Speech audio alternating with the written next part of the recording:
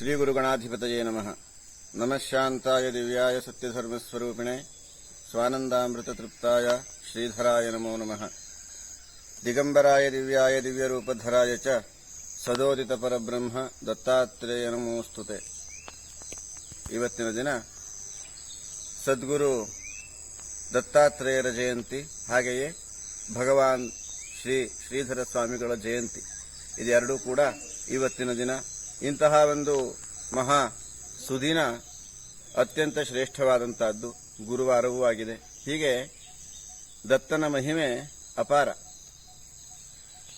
ವಾಣಿ ರಮೆ ಉಮೆಯರ ಆಶಯದಂತೆ ಬ್ರಹ್ಮ ವಿಷ್ಣು ಮಹೇಶ್ವರರು ಅತ್ರಿ ಅನಸೂಯೆಯರನ್ನ ಪರೀಕ್ಷಿಸುವುದಕ್ಕೋಸ್ಕರವಾಗಿಯೂ ಜಗತ್ತಿನ ಉದ್ಧಾರಕ್ಕಾಗಿಯೂ ಅತ್ರಿ ಅನಸೂಯೆಯ ಆಶ್ರಮಕ್ಕೆ ರೂಪಾಂತರದಿಂದ ಬಂದು ಭಿಕ್ಷೆಯನ್ನು ಬೇಡಿ ಆನಂತರದಲ್ಲಿ ಅನಸೂಯೆಯ ತಪಷ್ಪ್ರಭಾವದಿಂದ ಶಿಶುಗಳಾಗ್ತಾರೆ.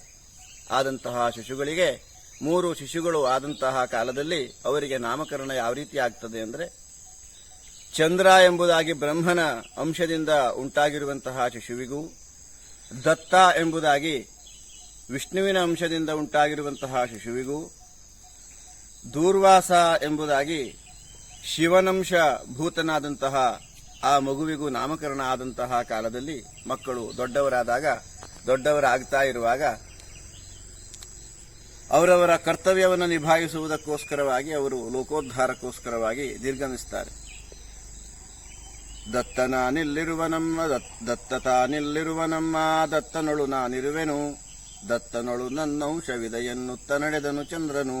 ಹಾಗೆ ದತ್ತನಲ್ಲಿ ತನ್ನ ಅಂಶವನ್ನ ನಿಕ್ಷೇಪ ಮಾಡಿದಂತಹ ಚಂದ್ರ ಪೊಡವೆಯನ್ನು ಬೆಳಗುವುದಕ್ಕೋಸ್ಕರವಾಗಿ ಚಂದ್ರಮಂಡಲದಲ್ಲಿ ಐಕ್ಯನಾದ ಎಂಬುದಾಗಿ. ಹಾಗೆ ದೂರ್ವಾಸ ಮೋದದಿ ನಡೆದ ತಪಗೈಯಲು, ದೂರ್ವಾಸ ಮುನಿಗಳು ತಪಸ್ಸನ್ನಾಚರಿಸುವುದಕ್ಕೆ ಹೋಗುವಂತಹ ಕಾಲದಲ್ಲಿ ತನ್ನ ಅಂಶವನ್ನ ದತ್ತನಲ್ಲಿ ನಿಕ್ಷೇಪ ಮಾಡ್ತಾರೆ. ಹೀಗೆ ಬ್ರಹ್ಮ ವಿಷ್ಣು ಮಹೇಶ್ವರರ 3 ಅಂಶಗಳು ಸೇರಿ ಅದು ತ್ರಿಮೂರ್ತಿ ಆಯಿತು.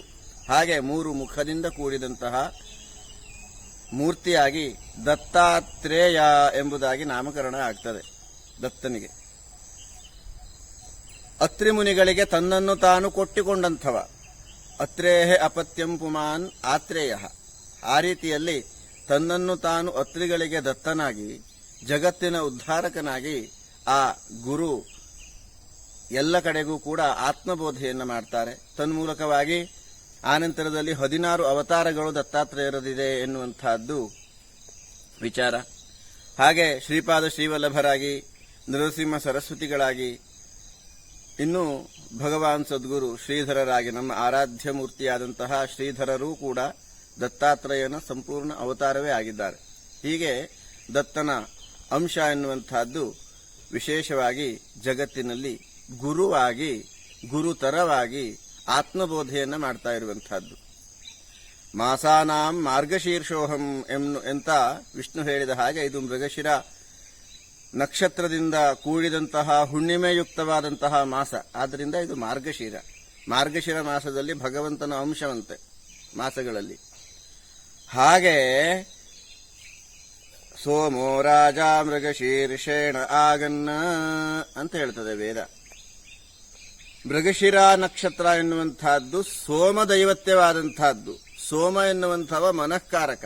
ಆದ್ದರಿಂದ ನಮ್ಮ ಮನಸ್ಸಿನಲ್ಲಿ ಆ ಭಗವಂತನ ಅಂಶ, ಭಗವಂತನ ವಿಚಾರ, ಭಗವಂತನ ತತ್ವ ಎನ್ನುವಂತಹದ್ದು ಬೆಳೆಯಬೇಕು. ತನ್ಮೂಲಕವಾಗಿ ನಮ್ಮ ಆತ್ಮಶೋಧೆಯನ್ನ, ನಮ್ಮ ಅಂತರಂಗವನ್ನು ಶೋಧಿಸಿಕೊಳ್ಳಬೇಕು ಅಂತ ಆದರೆ, ಅದು ನಮ್ಮ ಮನಸ್ಸಿನಲ್ಲಿ ಉಂಟಾಗಬೇಕು ಅಂತ ಆದರೆ ದತ್ತಾತ್ರೇಯನ ಅನುಗ್ರಹ ಬೇಕು ಎನ್ನುವಂತಹದ್ದು. ಹೀಗೆ ಈ ಒಂದು ಮಾರ್ಗಶಿರ ಮಾಸದ ಹುಣ್ಣಿಮೆಯ ದಿನ ದತ್ತಾತ್ರೇಯರ ಜಯಂತಿ, ಅರ್ಥಾತ್ ದತ್ತಾತ್ರೇಯರ ಜನನ.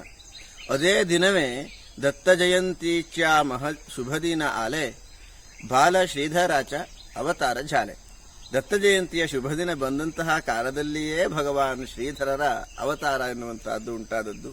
ಆ ಮೂಲಕವಾಗಿ ಶ್ರೀಧರರು ದತ್ತನಂಶವಾಗಿ ದತ್ತಾತ್ರೇಯರಾಗಿ ನಮ್ಮ, ಅದು ಕೂಡ ಮಹಾರಾಷ್ಟ್ರ ಪ್ರಾಂತ್ಯದಲ್ಲಿನ ಮೂಲದಲ್ಲಿ ಇದ್ದಂತಹ ಶ್ರೀಧರರು ನಮ್ಮ ಕರ್ನಾಟಕಕ್ಕೆ ಬಂದು ಅದರಲ್ಲಿಯೂ ಈ ಒಂದು ವರದಹಳ್ಳಿಯಲ್ಲಿ ನಿಂದು ತಪವನ್ನು ಗೈದು ಈ ನಮ್ಮ ಎಲ್ಲ ಜನರನ್ನು ಕೂಡ ಆಶೀರ್ವದಿಸಿರುವಂತಹದ್ದು ಅತ್ಯಂತ ವಿಶೇಷ. ಅಂತಹ ಭಗವಾನ್ ಶ್ರೀಧರ ದತ್ತಾತ್ರೇಯರು ನಮ್ಮೆಲ್ಲರಿಗೂ ಕೂಡ ಶುಭವನ್ನ, ಸನ್ಮಂಗಲವನ್ನ, ಸದ್ಬುದ್ಧಿಯನ್ನ, ಧರ್ಮಾಚರಣೆಯ ಶಕ್ತಿಯನ್ನೆಲ್ಲವನ್ನೂ ಕೂಡ ನೀಡಿ ಕಾಪಾಡಲಿ ಎಂಬುದಾಗಿ ದತ್ತ ಶ್ರೀಧರರಲ್ಲಿ ಪ್ರಾರ್ಥನೆಯನ್ನು ಮಾಡೋಣ. ಎಲ್ಲರಿಗೂ ಕೂಡ ಈ ಒಂದು ಶುಭ ಸಂದರ್ಭದಲ್ಲಿ ದತ್ತ ಜಯಂತಿಯ ಹಾರ್ದಿಕ ಶುಭಾಶಯಗಳು. ಭಗವಾನ್ ಸದ್ಗುರು ದತ್ತಾತ್ರೇಯ ಸ್ವಾಮಿ ಮಹಾರಾಜ ಕೀ, ಶ್ರೀಮತ್ ಪರಮಹಂಸ ಪರಿವ್ರಾಜಕಾಚಾರ್ಯ ಭಗವಾನ್ ಸದ್ಗುರು ಶ್ರೀಧರ ಸ್ವಾಮಿ ಮಹಾರಾಜ ಕೀ, ಸದ್ಗುರು ಸಮರ್ಥ ರಾಮದಾಸ ಸ್ವಾಮಿ ಮಹಾರಾಜ ಕೀ, महारुद्र हनुमान की जय।